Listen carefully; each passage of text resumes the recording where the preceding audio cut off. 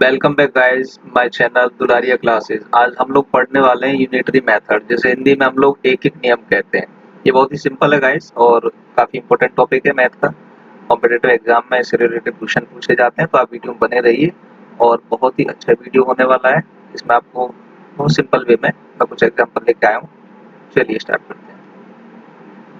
एक एक नियम बहुत ही सिंपल एक फंडामेंटल है मैथ का। सबसे पहली बात तो इसमें जो प्रोपोर्शनल होते हैं ये उनके ऊपर बेस्ड होता है कि अगर हम मान लीजिए किसी चीज को कोई क्वांटिटी या एंटिटी है उसको हम जैसे इंक्रीज करेंगे तो उसी एक रेशियो में उसके पैरेलल जो उसका क्वांटिटी है वो भी दूसरे वाले की वो भी उसमें इंक्रीज करेगी। इसमें हम बात करते हैं एक जो टर्म है अनुक्रमानुपात, जिसे हम लोग डायरेक्ट प्रोपोर्शन कहते हैं। इसमें होता क्या है, दो राशियां परस्पर प्रोपोर्शन कहते हैं हम उनको।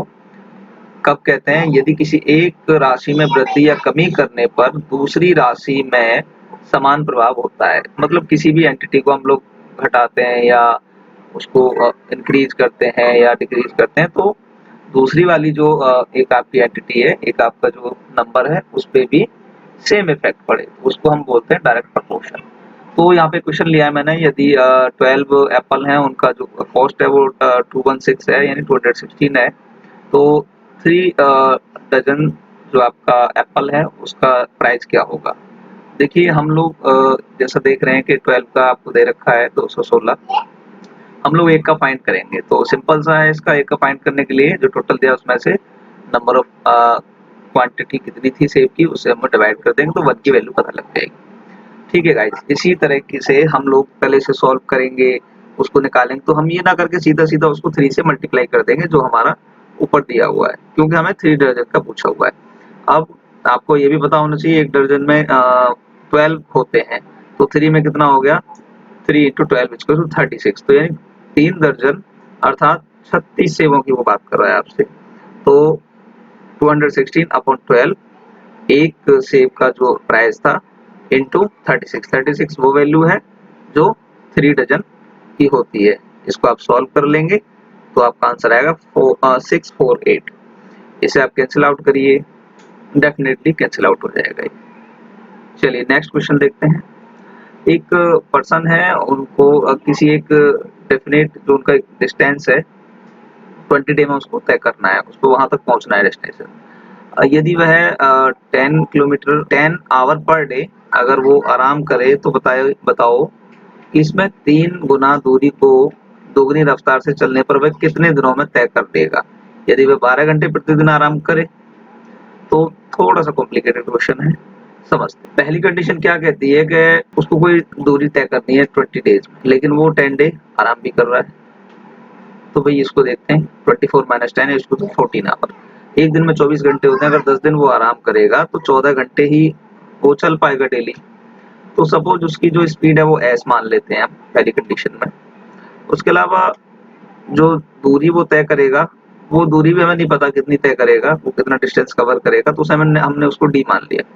सेकंड इसमें सिनेरियो क्या था कि अगर वो 12 आवर रेस्ट करे तो अब भाई 24 में से 12 जाएंगे तो यानी कि 12 आवर ही वो पर डे काम करेगा। तो अब मान लीजिए दूसरा भी हम सिनेरियो ले तो वहां हमने एस लिया और डी लिया, उसका उसका जो स्पीड है वो एस ले लिया और डिस्टेंस हमें पता नहीं, वो हमने डी ले लिया। तो यहाँ पे हमने क्या किया, उसको उसका स्पीड जो है 2s ले लिया और डिस्टेंस हमने 3d ले लिया। चलिए अब इसको करते हैं। अब हमने जो यहाँ पे जो भी पूछा है, चाहे वो दूरी है, उसका स्पीड है, चाल जिसे कहते हैं, और टाइम कितना लिया और डे कितना था, तो हमने इसको एज इट इज रख लिया। तो दूरी की जगह पे हम दूरी लिखेंगे, जो डिस्टेंस था हमने डी माना था पहले वाले सिनेरियो में, दूसरे में 3d माना था। पहले वाले सिनेरियो में हमने स्पीड उसकी एस मानी थी, दूसरे वाले में कंडीशन जो दी हुई थी उसमें 2s मानी थी। और आवर कितने थे उसके पास, फर्स्ट सिनेरियो में अगर 10 घंटे वो आराम करता है तो 14 बचेंगे, और दूसरे सिनेरियो में वो कह रहा है कि अगर 12 घंटे आराम करेगा तो 24 में से 12 गए तो 12 ही घंटे उसके पास बचेंगे काम करने के लिए, यात्रा पूरी करने के लिए। अब वो पूछ रहा है आपसे कि पहली कंडीशन तो 20 थी, दूसरी बताइए कि भाई वो कितने दिन में उसको कंप्लीट कर लेगा अगर 12 घंटे पर डे वो रेस्ट करता है। तो बहुत ही सिंपल है, इनको आपने क्या करना है, सिंपली मल्टीप्लाई कर देना जिस ऑर्डर में आपसे ये कह रहा है। तो जब हम इसको मल्टीप्लाई करेंगे और ये सब कैंसिल आउट होंगे तो इसकी वैल्यू आएगी 35 डेज। आप इसे कैंसिल आउट करके देखिएगा, इसका आंसर आ जाएगा। मैं इसलिए इसको ज़्यादा लंबा नहीं बना पाता यहाँ कैंसिल आउट करके कि फिर थोड़ा वीडियो लंबा बन जाएगा। चलिए नेक्स्ट क्वेश्चन। मैं यहाँ कोशिश करता हूँ कि आपको मैं टाइप जितने ज़्यादा हो सके क्वेश्चन से उनसे मैं आपको बता सकूँ, तो आपको जो क्वेश्चन करने का या समझने का तरीका है वो समझ में आ जाए। नेक्स्ट दूसरा होता है विलोमानुपात, जिसे हिंदी में इनडायरेक्ट कह सकते हैं और इनवर्स प्रपोर्शन भी कहते हैं। अब दो क्वांटिटी आपको दी हुई है, राशियां दी हुई हैं, उनका अगर आपको इनवर्स प्रपोर्शन निकालना है तो ये अगर मान लीजिए एक में से कोई हम लोग इंक्रीज या डिक्रीज करते हैं तो दूसरी वाली पे इसका अपोजिट ही इम्पैक्ट पड़े, तो उसको हम लोग इनवर्स प्रपोर्शन कहते हैं।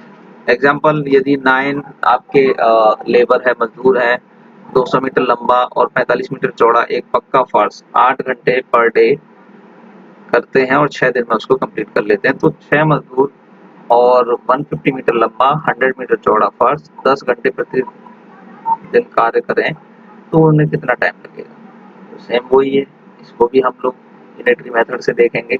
यूनिटरी मेथड में क्या है कि जो आपकी राशियां होती हैं, जो आपको एंटिटीज दी हुई होती हैं, उनको एज इट इज उन्हीं वे में उनको रखना होता है और फिर उनको सॉल्व करना होता है, क्योंकि ये एक दूसरे के प्रपोर्शन और इनवर्स प्रपोर्शन में होती है जो आपसे पूछा जाए क्वेश्चंस में। तो मजदूर की जगह मजदूर 9 थे, पहले 6 हो गए, फिर लंबाई 200 थी वहां पे, फिर 150 हो गई, चौड़ाई आपको 45 थी, फिर 100 का पूछ रहा है।